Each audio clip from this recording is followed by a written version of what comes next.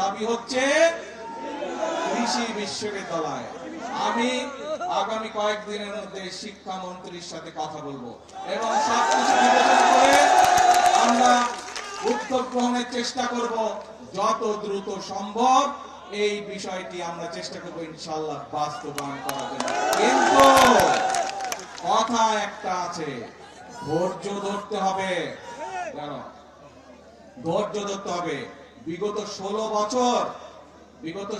বছর যে স্বৈরাচার ছিল, এই স্বৈরাচার যেমন দেশের মানুষের উপরে অত্যাচার করেছে, নির্যাতন করেছে, গুম করেছে, খুন করেছে, মানুষকে গুলি করে হত্যা করেছে, মানুষকে গুলি করে জখম করেছে, একই সাথে এই দেশের মানুষের অর্থ সম্পদ তারা বিদেশে লুটপাট করে পাচার করেছে। জানেন তো নাকি?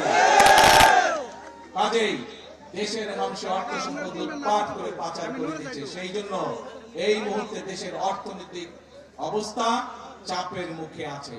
সেজন্যই আমাদেরকে কষ্ট করতে হবে, আমাদেরকে পরিশ্রম করতে হবে এবং সেজন্যই আমাদেরকে ধৈর্য ধরতে হবে।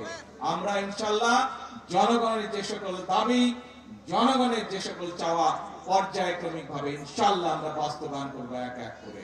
প্রিয় ভাই বোনেরা, তাহলে দাঁড়ালো কে দাঁড়ালো? কথা একটাই, আপনাদের শক্তি, জনগণের শক্তি হচ্ছে আসল শক্তি।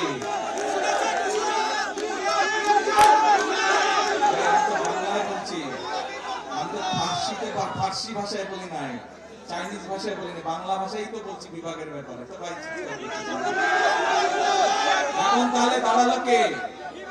আমরা বলি জনগণই হচ্ছে বিএনপির সকল রাজনৈতিক ক্ষমতার উৎস। শুনেছেন কথাটা আপনারা?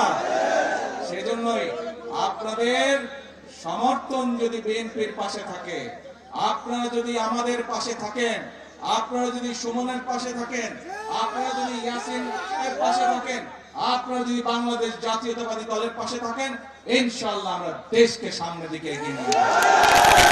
আছেন তো সাথে? ইনশাআল্লাহ। তাহলে আসেন একটা কথা দিয়ে বক্তব্য শেষ করি।